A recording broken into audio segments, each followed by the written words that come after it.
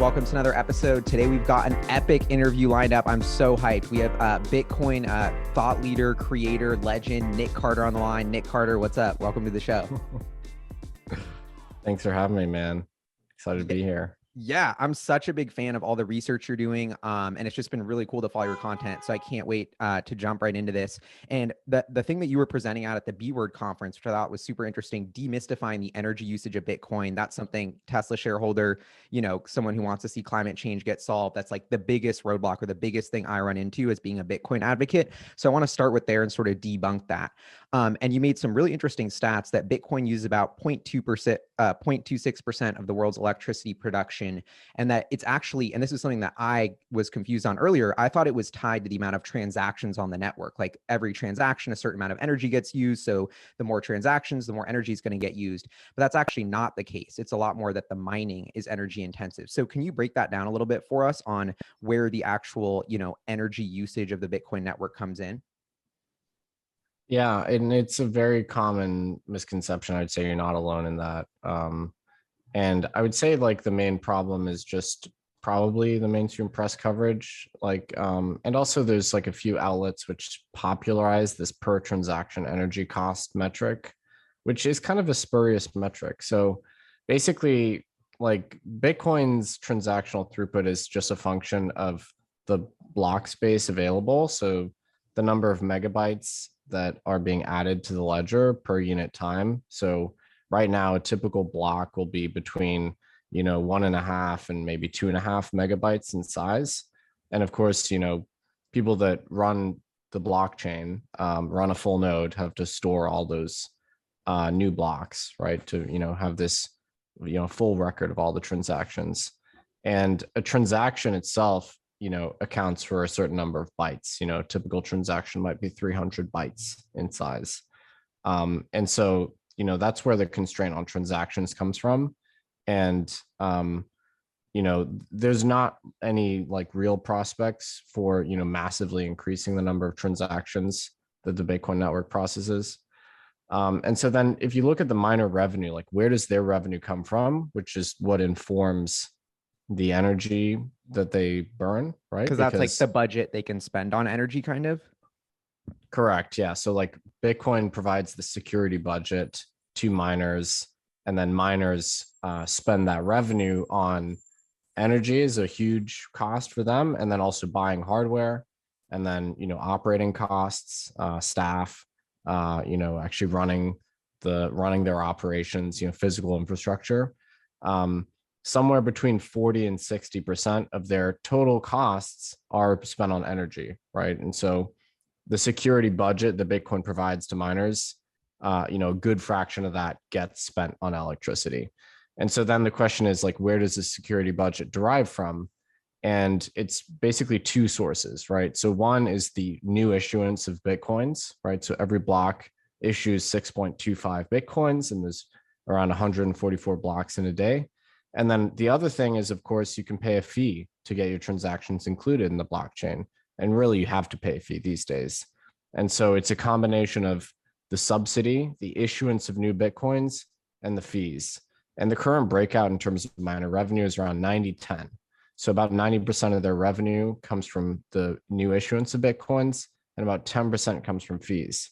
And so with the 10% that comes from fees, you can totally connect that to transactions and say, yeah, like to the extent people are willing to pay more to get their transactions included in blocks, that's going to manifest in more miner revenue.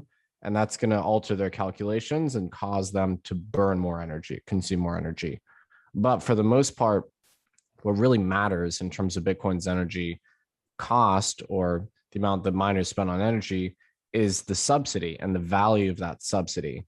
And that's really a function of the price of Bitcoin, right? And so as the price of Bitcoin increases, miners, have this incentive to compete because the value of the reward has gone up. And so it's really the price increases that affect like miner revenue, and hence the energy cost. Over the long term, like over the medium to long term, the number of new Bitcoins issued per day is going to decline. Like in 3 years' time, we're going to cut the rate of issuance in half.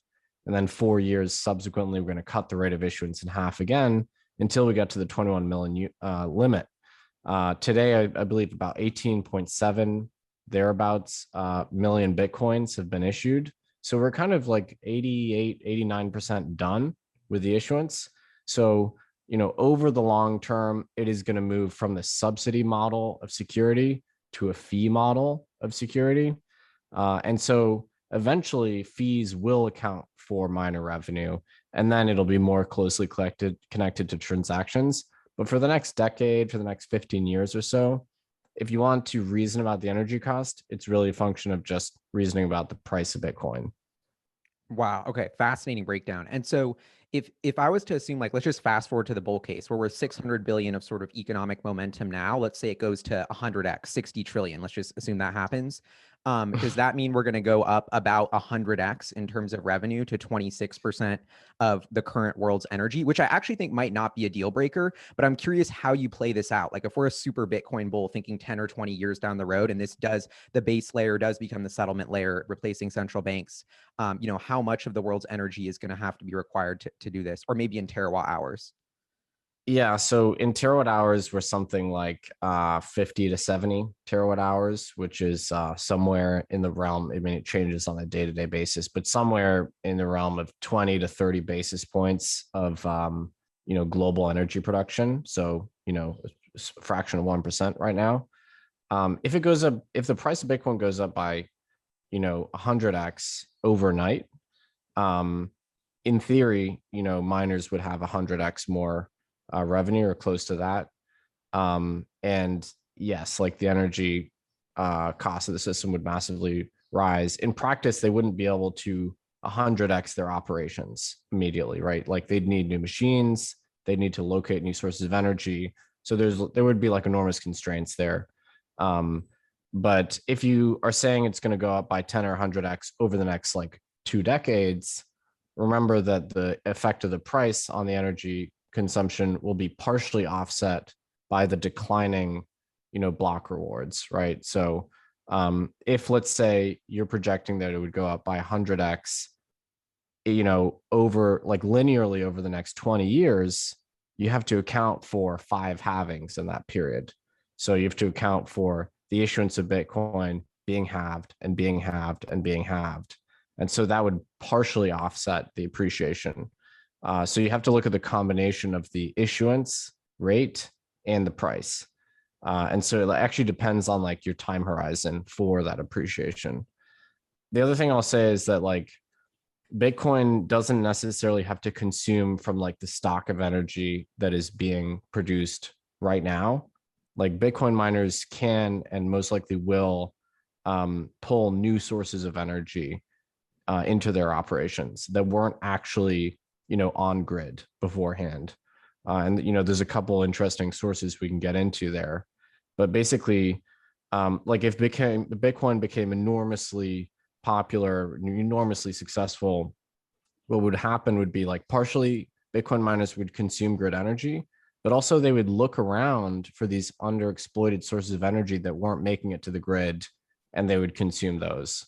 So it's not simply a matter of saying, oh, if the price of Bitcoin goes up by 20x, we would go from, 0.5% of energy consumption to, 10%.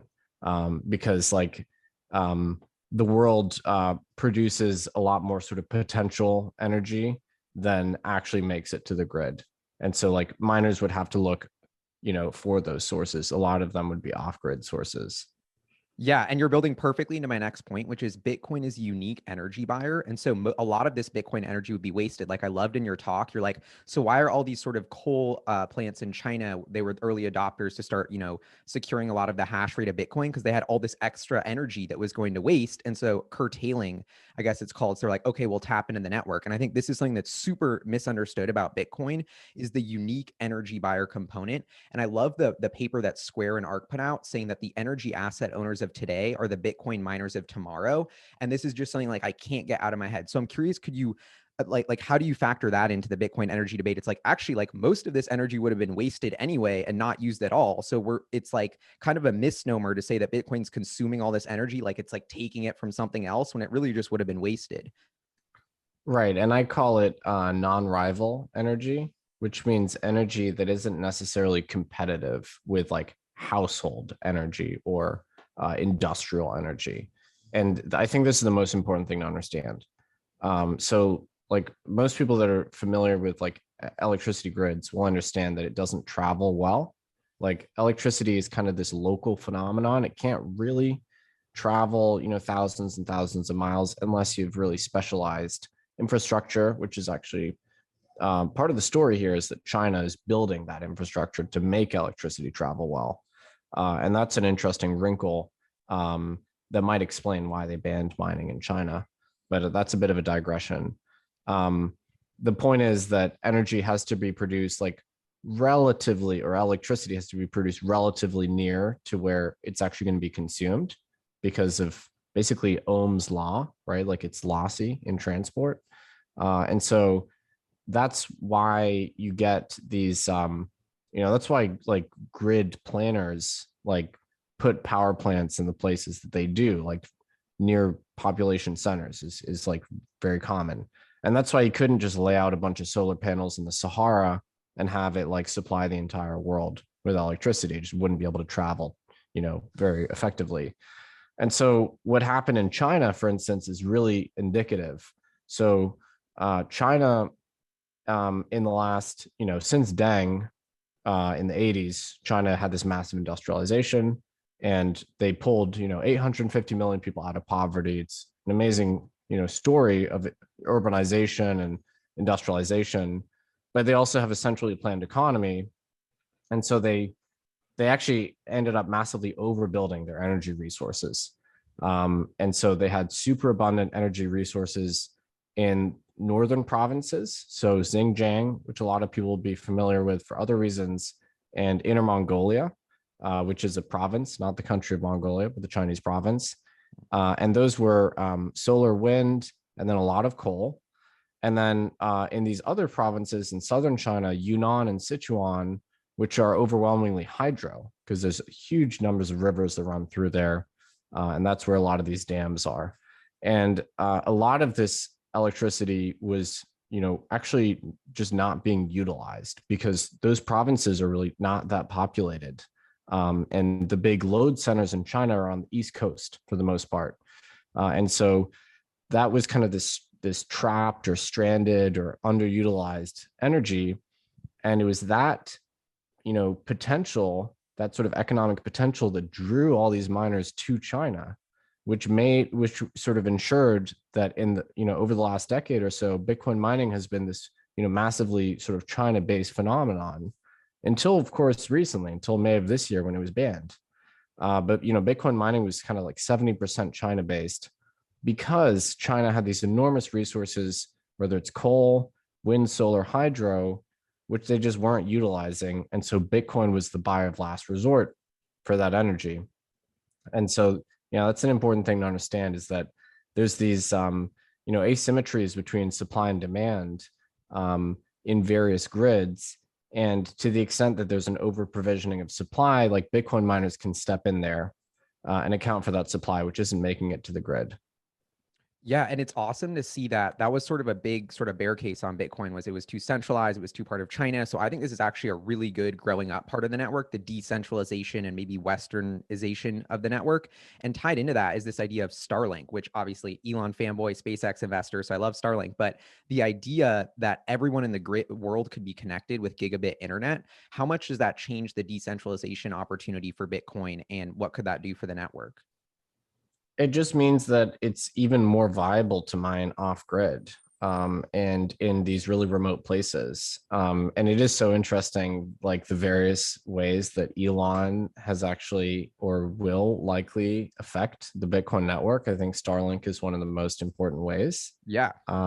Because there's this increasing trend of people mining Bitcoin in the absolute middle of nowhere. Like I'm talking Siberia, Canada, and then like, West Texas at these oil wells where there's this flared gas, which isn't being put to use. And so miners started putting the gas in generators and mining Bitcoin on the oil pad in just the middle of nowhere. And so having satellite internet that's actually reliable is pretty handy in that instance. So that's kind of a really interesting new wrinkle in the story. And okay, let's just jump ahead to where my end game of this is, what Tesla's doing with, decentralized, and they just announced something in California where you can like turn your power wall on and help stabilize the grid. They want to build this decentralized grid where everybody has their solar roof and their power wall. And so I don't know if it's possible to integrate Bitcoin mining on that small of a scale, but I also wonder if like, setting up mega packs and huge solar farms, like I guess this is kind of all over the place, but this idea that the energy asset owners of today are the Bitcoin miners of tomorrow, and that the biggest new energy asset owner today, creating all the new renewable energy assets, is Tesla, or they're like going to be a huge player in this. And so I'm curious if you're thinking like someone like Elon, why is Tesla not pushing into every time they set up one of these huge batteries and solar farms, being able to not curtail and have the option to, create Bitcoin or something? Like, it just feels like these worlds of, the monetary system of Bitcoin and the energy system are just colliding more than ever before. And so I just feel like there has to be another big shoe to drop with Tesla involvement in crypto. So if you were Elon, what are you going to do here? What's the product, or what's the actual business move to sort of capitalize on all of this? Oh, that's a great question. And this actually kind of came up during Elon's discussion with Jack Dorsey and Cathie Wood, because, Square and Arc, so kind of Jack and Cathie, or their lieutenants of the respective organizations, wrote this white paper about the prospects for mining Bitcoin with solar and augmented by batteries, right? And so the problem, of course, with solar and wind as renewable inputs into mining is that they're more intermittent than thermal energy. They're less predictable and they have a lower capacity factor, which means they're just not producing all the time. And so with Bitcoin miners, they want to run their machines all the time because otherwise there's a huge opportunity cost. So to sort of be economical, they have to have a lot of, high levels of uptime. So historically, you haven't seen a ton of mining with pure wind or pure solar. But the inclusion of batteries changes the game there. As batteries become more economical at scale, which obviously Tesla is like pushing the envelope on, that potentially makes the economics work. So like the cost function for solar and wind, you can look at the Lazard levelized cost of energy charts, which are some of my favorite charts out there. They show solar and wind over the last decade coming down in their price per kilowatt hour to the point where they're effectively competitive, or even cheaper than most conventional sources of generation. The caveat there, of course, is this intermittency capacity factor point that I mentioned. As batteries come down, and I think there's a law called Wright's Law, which I believe ARC has written about, where there's a relationship between capital deployed into technology and the efficiency of that technology. So as Wright's Law takes effect for batteries, and we get these you get this efficiency improvement in terms of the cost of batteries. If you pair that with wind and solar, then you start to get like an energy package, which is cheap and is being delivered at the right sort of, the like right periodicity, like the right kind of frequency that it's suitable for mining. I don't know if we're there yet, but Elon actually reacted to this in the B word talk he had, and he mentioned kind of a portfolio of wind, solar, and batteries. And I'm starting to think that that really is plausible. So I think what I would do would be like, to the extent that Tesla actually gets into, I would say like utility scale generation, that would be an instance where you could bring in a couple shipping containers full of miners for these new energy assets, even before they're grid connected, or even before the grid is fully drawing from them. Bitcoin would be the marginal energy buyer in that instance. And then maybe as they get fully grid integrated, you have less of a need for it. But I think that would be the first thing I would think about. If you have energy assets that are renewable and they're generating electricity on a decent curve, then I think there's an opportunity to sort of contract with owners of ASICs, the Bitcoin mining machines, and bring that in to sort of improve the economics. and the payback period of that new energy asset.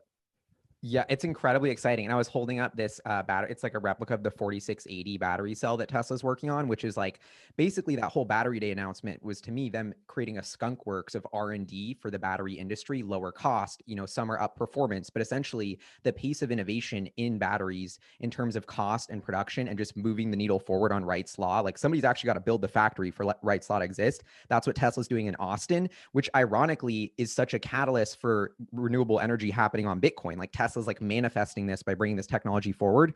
And I just want to, what you were saying is so interesting. It's like, okay, well, we need batteries to hit a certain price point and solar and wind. But what if there's like two, it's not just for Bitcoin mining and it's not just for stabilizing the grid, but it's for both. And that's where maybe the ROI happens faster. So to me, it's just a matter of time before we see Tesla set up another one of these mega grid projects and say, we're also going to have a couple ASICs on site and be doing this. And then we're also increasing the amount of renewable energy on the Bitcoin network, which is Elon's whole beef with it. So I just think this is what, like, it just seems to me like this is such a big piece of news that, like, I don't know, does it make you hyped or not? Or like, do you think Tesla's actually kind of moving the needle on the Bitcoin network as a whole by single-handedly bringing this technology to the forefront?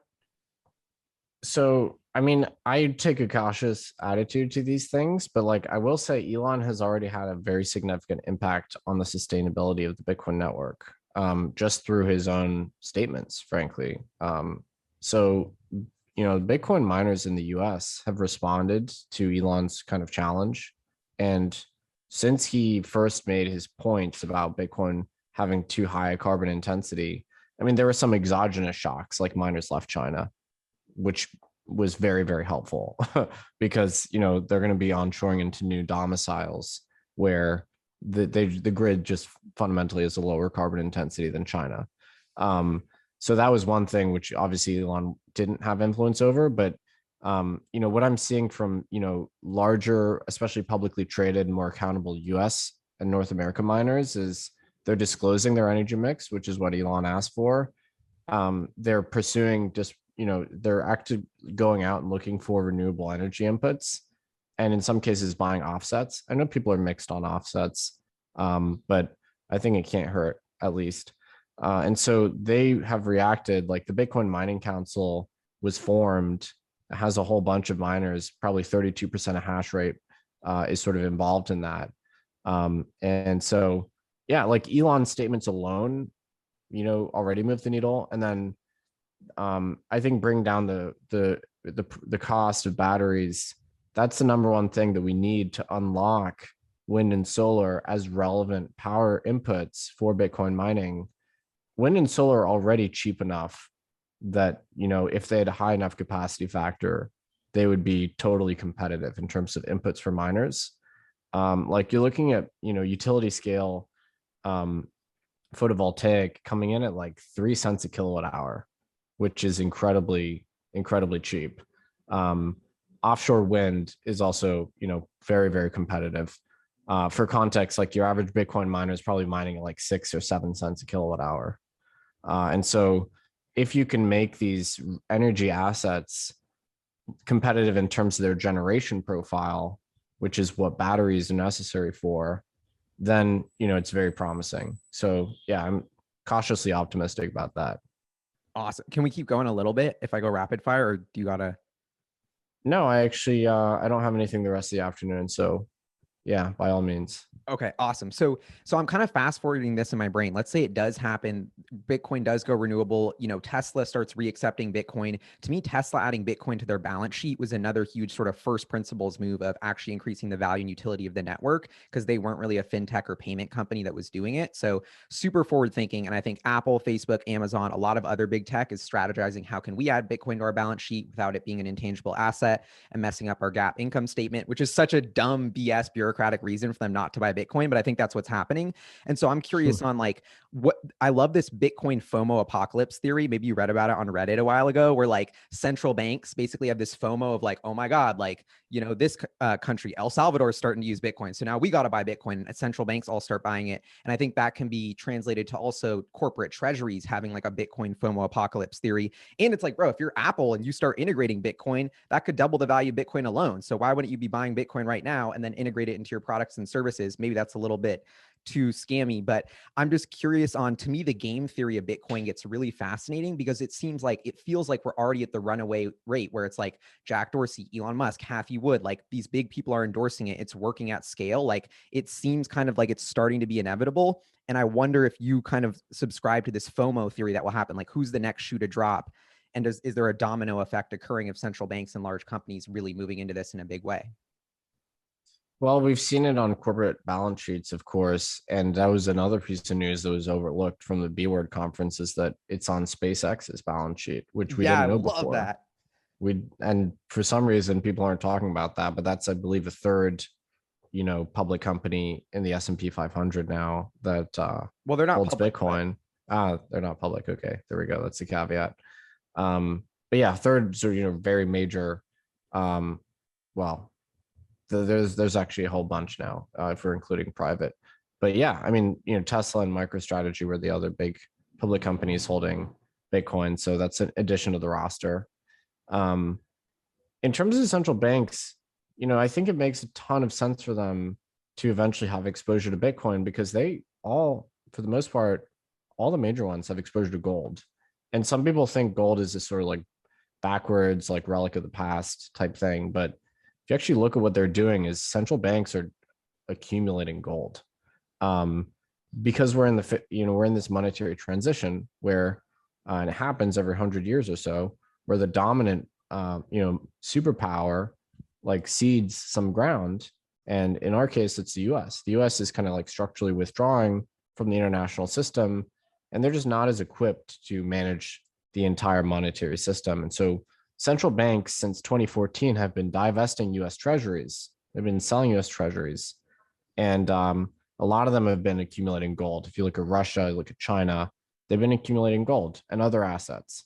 And so, like gold is still this relevant thing. And of course, I tend to believe Bitcoin is a far, far superior asset to gold if you really go down to first principles. But it just shows me that central banks still have this appetite for a portfolio of assets, and they're trying to protect themselves against volatility and the devaluation of the dollar. And a lot of us are looking at these stats about the money supply growth of the dollar, and it's really, really aggressive. And if you look at what the issuance of new dollars is being used for, it's being used for handouts to Americans. And there's nothing wrong with that. That's like the Congress and the Fed's prerogative, right? Like, but if you're a foreign holder of dollars, you're exposed to the inflation from that issuance, and you're not reaping the benefits of that inflation because it's all just being used for basically transfer payments to Americans. And so if you listen to President Bukele, president of El Salvador, part of his justification for diversifying their portfolio away from just dollars and starting to include Bitcoin is this exact phenomenon. That was one of his justifications. And so, central banks all have this exposure to US treasuries and US debt, but, we're dealing with a Fed that's very, very aggressive in terms of issuance, that sees its mandate as being broader and broader by the day. And so, yeah, I think, they're starting to think critically, like, do we want exposure to the dollar, to the Fed, and to their credibility? And so far, gold has been their primary answer. But to the extent Bitcoin starts to get closer to the market cap of gold, gold is worth about $10 to $11 trillion in the aggregate. That's all the above ground gold in the world. About half of that is jewelry, and a smaller fraction is central bank holdings. So to the extent we get to that size, or even get to a third of that size, I think central banks start thinking, okay, well, what's my share of the gold that I own? And maybe I should just try and match that share in Bitcoin, right? So what percentage of all the world's gold do I own? And let me see if I can accumulate that percentage in Bitcoin, just as an insurance policy, effectively. If Bitcoin does look like it's really going to threaten gold as the preeminent non-state monetary asset. So I don't know how long that transition is going to take, but there's no doubt in my mind whatsoever that central banks will eventually accumulate Bitcoin, because Bitcoin is basically threatening gold status as the most important non-state monetary asset out there. And the importance of non-state monetary assets has never been higher with fiat collapsing, so to speak. So that's what makes it so interesting. It's like, what are the forward-thinking companies like Tesla doing? They're not buying any gold. It's all Bitcoin. So to me, it's already like this 20x already seems inevitable in fiat. And like, I like to call it the awakening, where it's just like, people are like, why am I holding this thing called the dollar? Why is all our economic wealth in this fiat system that was the gold standard, but now it's not? Now, the only thing really backing it, this is kind of a weird conspiracy theory, is like the military, like your El Salvador, like, I don't want to mess too much pissing the US off because they have a huge military. So that does back the dollar in some ways. But it feels like to me, like the system of the dollar is breaking and fiat is collapsing. Maybe it's not a means of payment, but as a store of wealth. And there's an accelerating dilution spiral. And when you talk about the stats around that, like, how do you put that into perspective? Is that something that you see just continually accelerating? To me, it's like we pressed the button and gave Americans money, and we're keeping to press that button. Like, I feel like it just gets easier to press that button now that it's happened. UBI was such a fringe idea 2 years ago. Now it's happening. So Yeah, we have UBI. We have UBI in the US. I mean, if you look at the data, like I think transfer payments, as in like handouts in various forms, whether it's unemployment assistance or like just the handouts that we saw to Americans, that's something like 22% of GDP right now in the US. Government expenditure as a share of GDP is like in the 30s range. It's been way, way below that historically. Like the debt to GDP ratio in the US is something preposterous, like 130%. Our deficit is, at its highest rate since I think World War II. Money supply growth peaked at 27% for M2, which is a broader measure of money supply last year. Right now, it's something like 13%. And so basically all of the numbers, and we've negative real interest rates, which means that if you hold a government security like a 3-month treasury bill, you are mathematically guaranteed to lose money if you hold that instrument to maturity, mathematically guaranteed. And that's considered the gold standard. That's like considered the most risk-free asset. So you're guaranteed to lose money on that. And that's one thing Elon actually said. The B word is like, in Europe, Tesla's accounts are losing money because they've negative interest rates in Europe too. And so if you just hold money in the bank account, you're effectively being charged a fee to hold it. So you're not being paid to store your savings with the bank anymore. It's quite the contrary. You're paying someone to store your money for you, which is a complete reversal for, we've had in the last 5,000 years of history, basically. So, I don't fault anyone that begins to bear the cost of negative interest rates and starts to look and, try and consider how they could possibly diversify their portfolio, whether it's real estate, equities, gold, or something like Bitcoin. So yeah, I mean, like basically we're at the tail end of this enormous debt cycle. And what happened after the last really big one, when everyone was incredibly indebted after World War II, was inflation in the US got cranked up really, really high, and interest rates were held at effectively zero. And so, anyone that held, US government bonds lost money in real terms over the next couple of decades. And some people refer to that as monetary repression. And so, myself and a lot of people that I respect believe that this is happening again. And what do you do when you want to escape monetary repression? Well, you just hold your savings in something that the government can't really directly control, can't devalue. And, for me, that's Bitcoin. And I think, Elon obviously recognizes that, and a lot of other entrepreneurs do as well. And do you think this is something that will happen smoothly over decades, the transition to Bitcoin, or is there a risk of some sort of, geopolitical event where like the dollar loses power? Like, this is a really, really big concept, right? And to me, it's like, as a Bitcoin OG, when it was like 5 billion network value, it's like, I hope we get one day to where like the US government shutting us down is the bear case. But now it's like, actually, if we're talking about the 600 billion to 60 trillion, to me, government saying like, whoa, is one of the biggest bear cases. Do you think about that at all?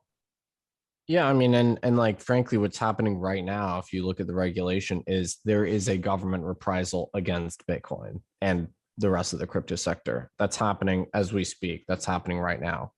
Centralized exchanges are being targeted. Most likely DeFi will be targeted in the next few months.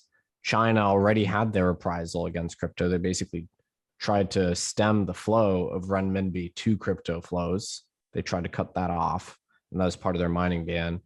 The US is going to probably take a slightly more delicate tack, but expect something from them too. So we're living through the reprisal right now. And despite all that, Bitcoin is, still like holding pretty firm at, 32,000 or whatever it is, which is pretty impressive in my mind. But, the thing that goes alongside that is nation states are, heterogeneous, and they're going to have different reactions to crypto and to Bitcoin. And so some of them will be, super hostile, and then some of them will recognize the opportunity. The fact that there's a ton of wealth in this asset class, a ton of really dynamic entrepreneurs that are globally mobile, and they can move their assets to friendly jurisdictions. And so that's part of El Salvador's pitch. They want to bring Bitcoiners to the country. They want to bring entrepreneurs to the country. So they embrace Bitcoin. And there's other jurisdictions that are super friendly from a tax perspective and have been effectively making this pitch to Bitcoiners, even within the US. Like Mayor Suarez in Miami is making this pitch to Bitcoiners. And so you get these like distinct reactions. In some cases, like regulatory authorities are really, really harsh, and they're trying to push Bitcoin activity outside. But then, other countries and other local jurisdictions like see this as an opportunity and like, well, we can get this tax base, we can get these really dynamic entrepreneurs, and this wealth, which is now being stored in the form of this asset, we can bring it to our shores. And so that's kind of my view on what's going to happen next. Is you'll just have a very heterogeneous set of reactions to it at the nation state level, and there will be some places that explicitly become havens and create special crypto economic zones, things like that.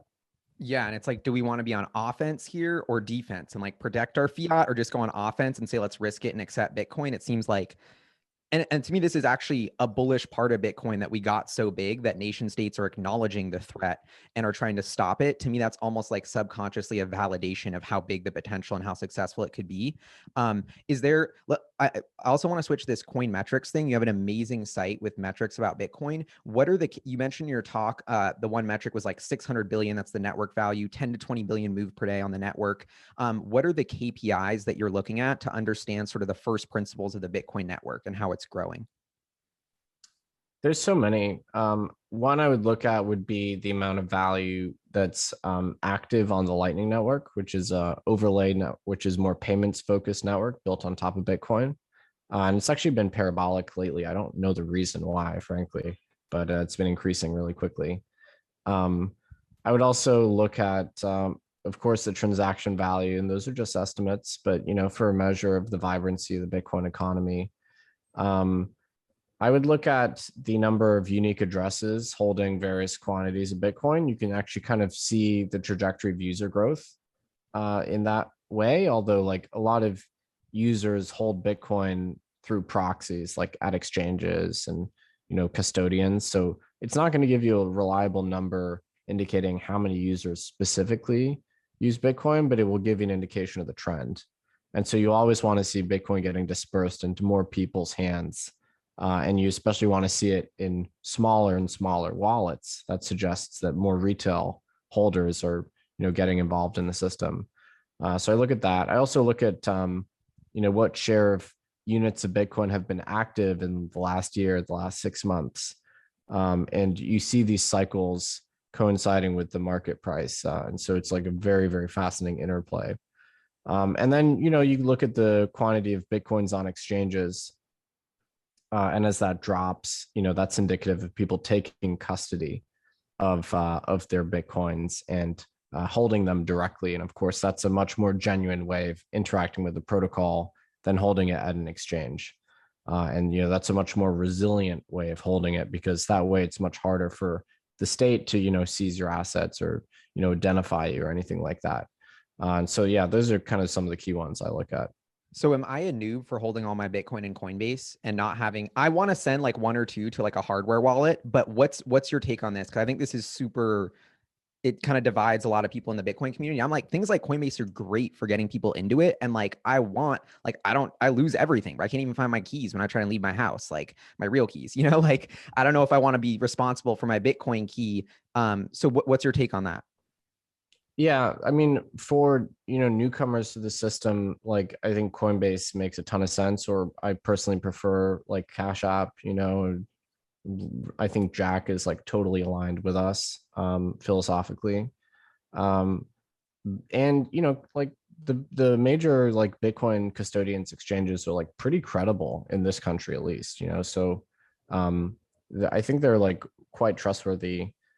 Ultimately, though, you only have a claim on a Bitcoin. You don't directly own a Bitcoin. If something happens to the exchange, you might find that your claim is not redeemable for a whole Bitcoin. Now, I don't expect Coinbase to fail by any means, but there's definitely benefits to holding your Bitcoin directly. It's like the difference between holding a ETF in a gold ETF, like the Spider Gold ETF, and then having a literal bullion bar in your garage or something.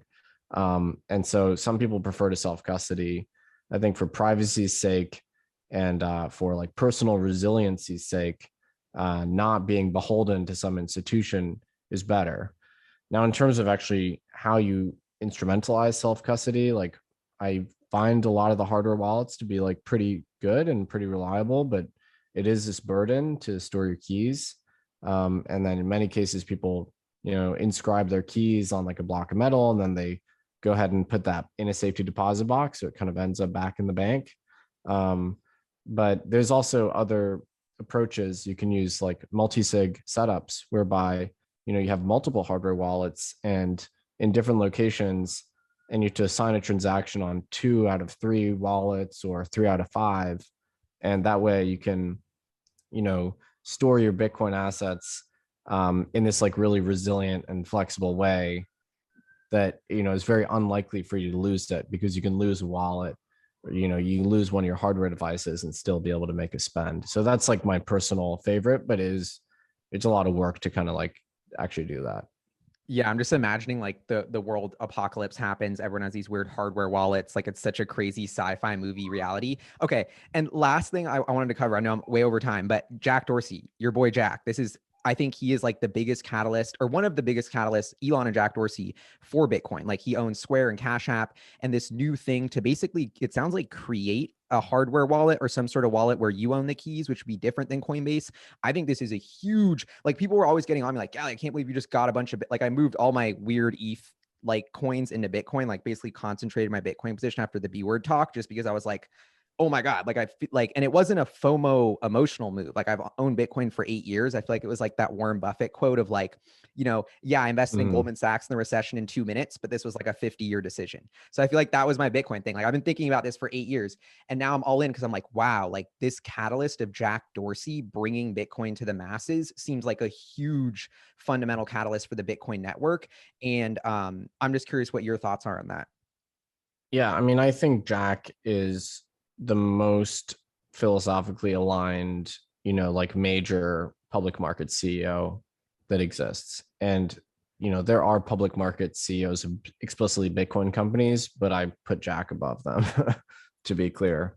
I think his understanding of Bitcoin is just stellar. And everything he said about it to date makes sense to me. And then his actions also seem to be strongly accretive to the Bitcoin network. Like Square created Square Crypto, which funds a lot of Bitcoin core developers. They created the Clean Energy Initiative, which I'm an advisor to. I'm involved in that. And so, Jack is also pushing to decarbonize Bitcoin mining. Square itself is a gigantic force for financial inclusion, even before Bitcoin is considered. Like he lives and breathes financial inclusion. Um, like that's even prior to his interest in Bitcoin. And so the fact that they're most likely going to incorporate Bitcoin into Square, it's not clear exactly how yet. I've also seen rumors about it being incorporated into Twitter too. That's incredibly exciting. And then, this new idea that they're going to create an open source hardware wallet for Bitcoin is really important, because like we kind of need heterogeneity. There's like, here's a cold card. I've got like 2 other hardware wallets on the shelf here as well. Like there's only like 3 major brands of hardware wallets. There's like Cold Card, Ledger, and Trezor. Those are the most popular ones. We need more heterogeneity there. We need more diversity, basically. I don't want to be dependent on a single manufacturer because it's so important that these things are like robust and secure. So getting into that game, and then I think Jack also said he's going to try and create decentralized finance initiatives on Bitcoin. Now, also what that entails is not clear to me, but everything he's doing is like probably what I would do if I was in his position. So I have nothing but respect for the guy. And it seems like the Twitter thing is inevitable to me because he was talking about how payments are really hard between different countries. And then this open blue sky protocol for new sort of social media. To me, it seems like and maybe this hardware wallet's related to it, he's setting up a way to put in Bitcoin payments natively to Twitter somehow. I know, like, he's got to want to do that, right? And to me, that almost seems like a bigger potential catalyst than Cash App. So I'm super excited about that. And then what you said about the decentralized finance, he's trying to build DeFi on Bitcoin. So does that mean they're going to compete with ETH? Can you help me unpack those two things? Yeah, and we don't know what DeFi on Bitcoin is going to look like because historically Bitcoin has been more limited in terms of the types of transactions you could create. The good news is that Bitcoin's had some recent protocol upgrades, which give it more flexibility. So in theory, you could build, for instance, a decentralized derivative on Bitcoin whereby you, collateralize a position, get a dollar denominated output from that just solely by holding Bitcoin. And so that would be one concept there. Or you could create an options trade just using Bitcoin transactions. And so like there's a lot of scope for innovation there. We haven't really seen a lot of this implemented in practice because Bitcoin evolves at a reasonably slow pace. But what we do know now is that like there is a big market for decentralized finance. That's clearly been evidenced by ETH and other smart contract blockchains. The difference is that to the extent Bitcoin does it, it'll be like definitely secure, and we're not going to make trade-offs in terms of security in order to move quickly. And that's always been the Bitcoin philosophy: is like make sure the underlying base layer is as sound as possible, is not moving too quickly, so that we can make sure it's bug-free, and we'll eventually get there. So I don't know, precisely whether Bitcoin DeFi would involve side chains or it involve Lightning or new transaction types. But I think that's definitely part of the Bitcoin stack. I see it as pretty key to the Bitcoin thesis too. And almost inevitable that Jack is innovating in that area and will bring these to fruition, which is going to like boom the network. Or that's kind of my theory. But all right, we can wrap it up there, dude. This was so incredibly informative, and like, thank you so much for the time. I feel like you're a legend in the making. I know you don't like BitClout, but if you were doing BitClout and I could invest in you, I totally would. But do you have anything? They made a BitClout for me, and then someone emailed them and deleted my BitClout page because apparently that's the thing you could do. And so they just posed as me and deleted my BitClout. And I think my account was worth like 150K.